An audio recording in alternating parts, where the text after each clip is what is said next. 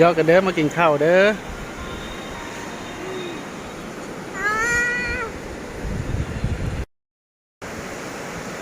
สบายดีท่านผู้ชม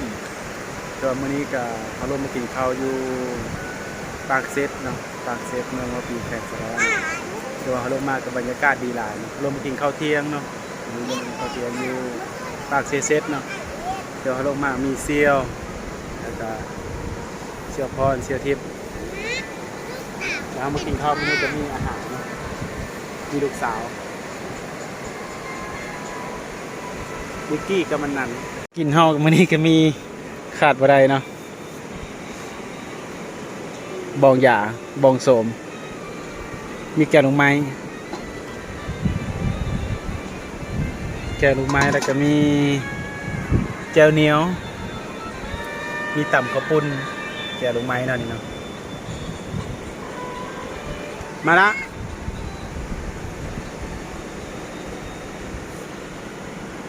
มากินข้าวเที่ยงอยู่ปากเซตบรรยากาศดีหลายคือว่าตอนนี้ก็เป็นฤดูฝนน้ำมันก็สิหลายแน่ก็คือตอนช่วงปีใหม่ก็คือช่วงแรงเนาะน้ำมันก็สิน้อยมีป้ายเพิ่น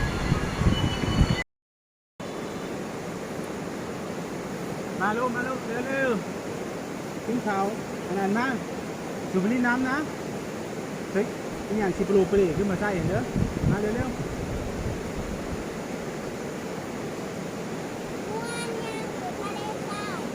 ๆวนบอกมาไว้นี่มากินตัวนี้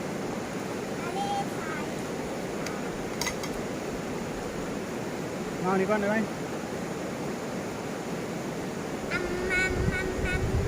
มาเลยไหมล่ะ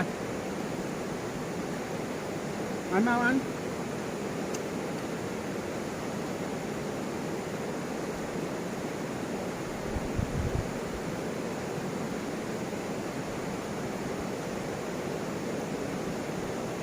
แกะลงไม้ตอนใหญ่ๆเลย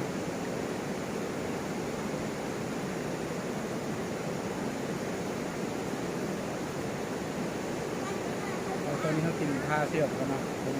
น้ำพี่นะ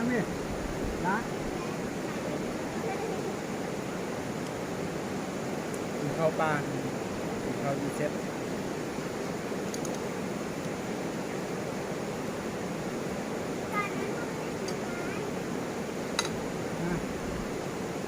มาละ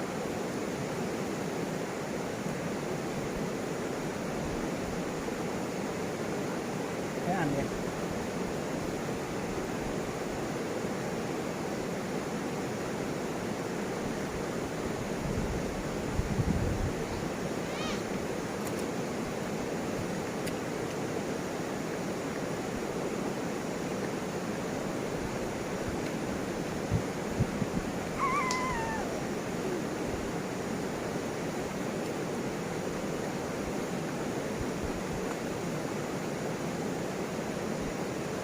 ป่าเยอะเป็นเราแล้วเป็นหนาว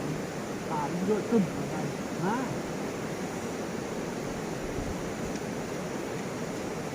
หนาวเขา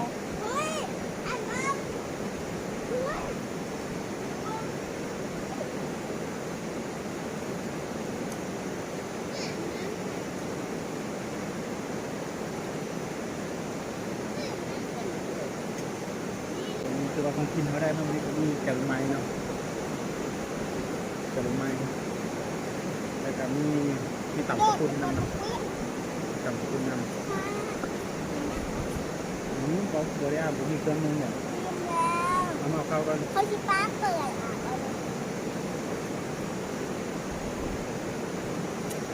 ชาวคอยเห็นป้าคอยกระจับอ้าว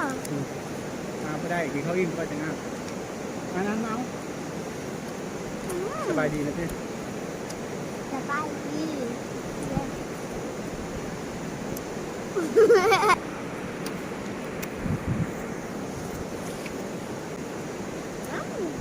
เอานิกี้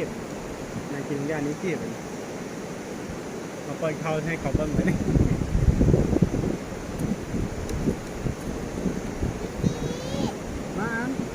มาด้วย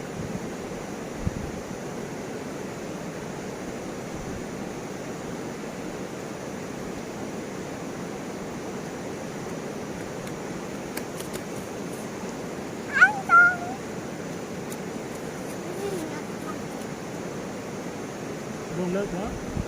ใช้ป่ามันจะรวมเป็นชาติสี่เจ้าเนาะ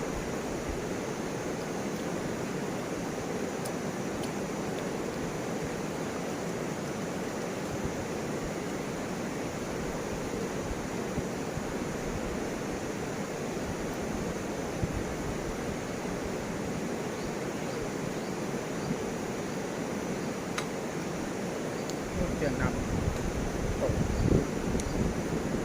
เอาละอ่านเมื่อไรบ้าง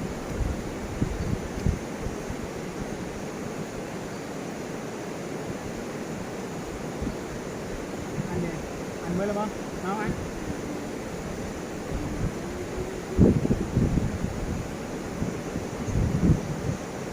เราที่ตรงเปียเดี๋ยวมันมีคนพักด้วย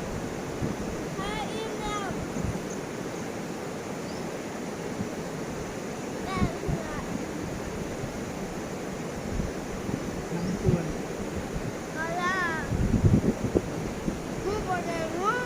ร้อนครับพอแล้วก็หน้า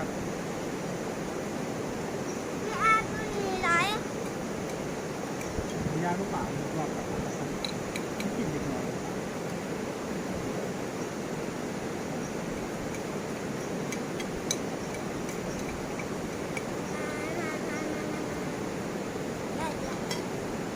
น้ำร้อนกินน้ำก่อนอันนั้นกินน้ำไหม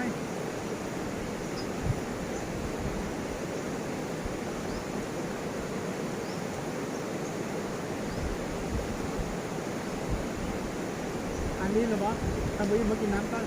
มากินน้ำมากินข้าวก่อนกินที่เลยกินน้ำมาเดี๋ยวเจ้าเอากินให้น้องอีก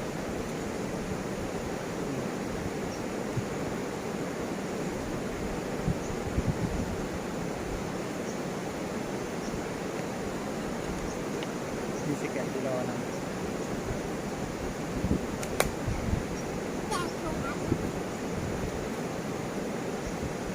อันแค่บอสเตรียมเลยไม่กี้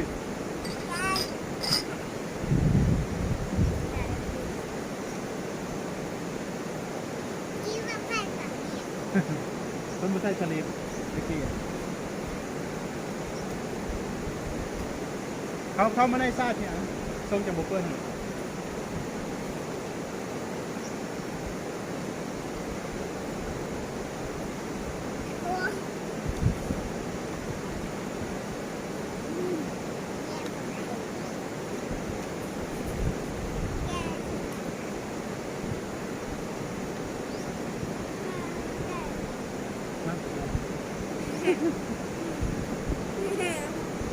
เขาไปเข้ากล้อง